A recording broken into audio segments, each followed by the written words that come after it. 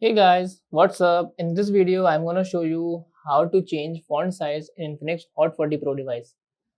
For this, all you guys have to do just go to settings and here scroll it down. So you guys see we have option of display and brightness. Just click here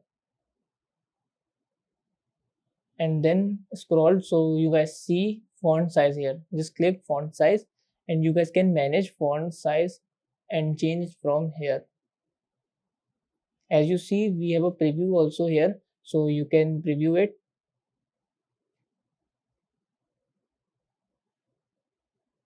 That's it. Now go back. So as you guys see, the font size is now changed. By the way, it's very large. I am changing it to now. As you see, the font size is now changed again. So this is how we can change font size in Infinix Hot 40 Pro device. So that's it about the video. If this video helped you guys, kindly like the video and follow us for more tips and tricks. See you guys in next video. Take care.